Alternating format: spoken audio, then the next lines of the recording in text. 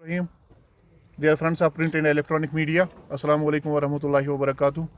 जैसा कि आपको मालूम है कि Jammu Kashmir employ joint action committee, जिसको इजैक के नाम से जाना जाता है, यहाँ की मुलाजमीन की नुमाइंदा जमात है, नुमाइंदा तंजीम है।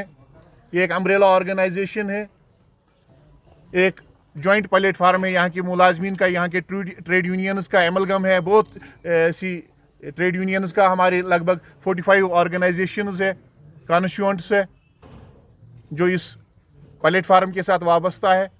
तो हमने रोज़ अव्वल से ही इस प्लेटफार्म में जमहूरियत को अपनाया है और रोज़ अव्वल से ही हमने जो अपने कायदीन है, जो अपना प्रेसिडेंट जनरल सेक्रेटरी है, उसको बैलेट बॉक्स के ज़रिए से ही उसका इंतखाब किया है। और इस वक्त आपको मालूम ही है कि कुछ अरसा पहले हमारे जो प्रेसिडेंट साहब हैं उन्होंने रिज़ाइन किया, तो मिड टर्म इलेक्शन करने पड़े।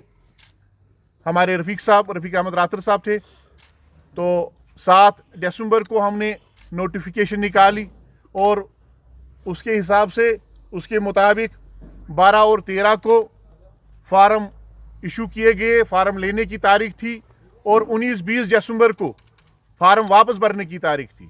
जनरल सेक्रेटरी पोस्ट के लिए किसी ने कंटेस्ट नहीं किया, किसी ने फार्म नहीं लिया, किसी ने फार्म नहीं भरा। तो प्रेसिडेंट पोस्ट के लिए 2 फार्म्स को इशू किया गया। 2 हमारे लीडरान जो एम्प्लॉय जॉइंट एक्शन कमेटी के सीनियर लीडरान हैं, उन्होंने फार्म लिए। एक हमारे शबीर अहमद लंगू साहब और दूसरा वजाहत हुसैन दुरानी साहब। आज 27 तारीख को यहाँ पे वोटिंग होनी थी।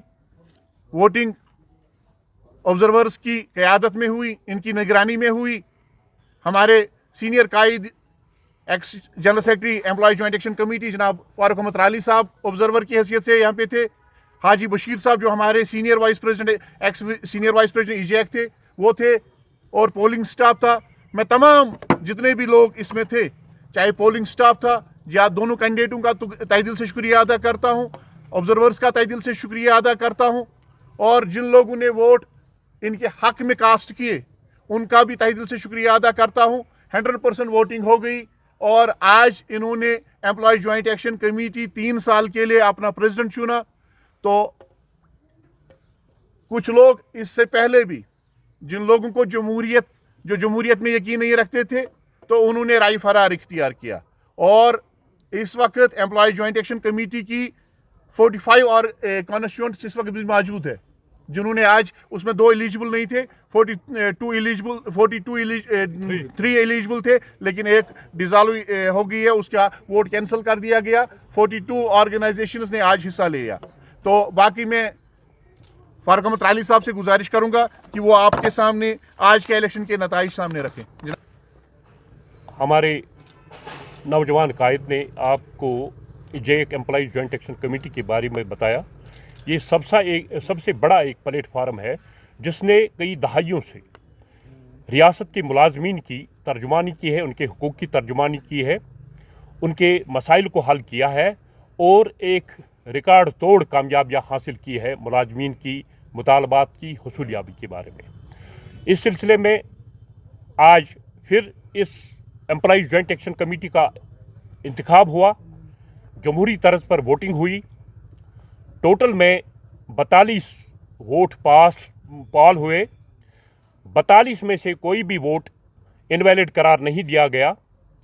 2 कंटेस्टेंट थे, एक था वजाहत दुरानी साहब जो आरटीसी एम्प्लॉयज़ यूनियन के चेयरमैन है, और उसके साथ साथ जो पब्लिक सेक्टर एम्प्लॉयज़ फेडरेशन है उसके भी चेयरमैन है, और इस इजैक में भी वो एक सीनियर वाइस प्रेसिडेंट का संभाले हुए थे पिछले कई सालों से, प्रोविंशियल प्रेसिडेंट। दूसरे हैं हमारे शबीर अहमद लंगू साहब जो मेडिकल एम्प्लॉयज़ फेडरेशन के प्रेसिडेंट हैं, और आज तक उन्होंने एक कलीदी रोल अदा किया है एम्प्लॉयज़ जॉइंट एक्शन कमेटी में, और सीनियर वाइस प्रेसिडेंट के ओहदे पे इस वक्त तक काम करते आए। और आज जो वोटिंग हुई, और वोटिंग जमहूरी तर्ज पे हुई, एक कमीशन बनाया दिया गया था इसका, और मुझे फारूक अहमद राली को और मेरे एक करीबी साथी सीनियर लीडर हाजी बशीर साहब को भी बहैसियत इंडिपेंडेंट ऑब्जर्वर यहाँ बुलाया गया था।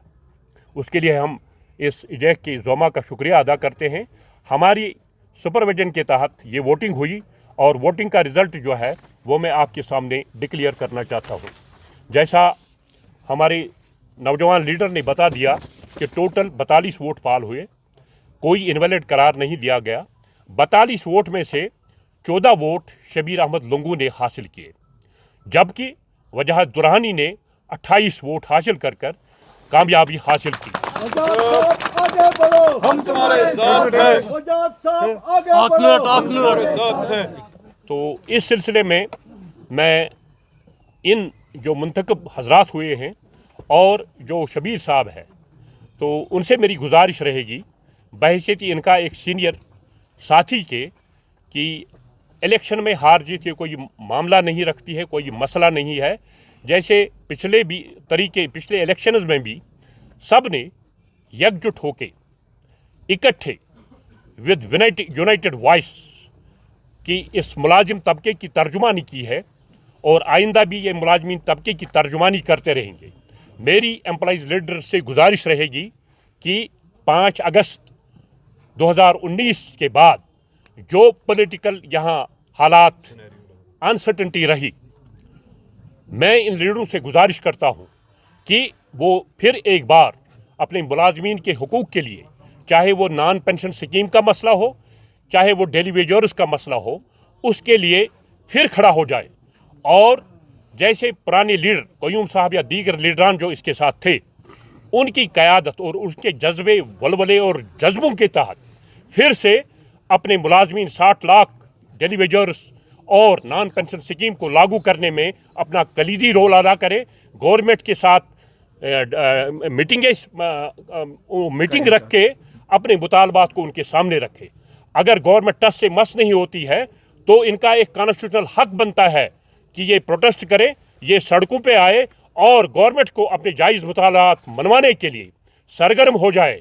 हम जो रिटायर्ड ट्रेड यूनियन लीडर है, हम इनके शाना बशाना काम करेंगे। मैं अपने लीडरान से कहता हूं कि एम्प्लॉइज का मसला कभी भी एंटी नेशनल नहीं है।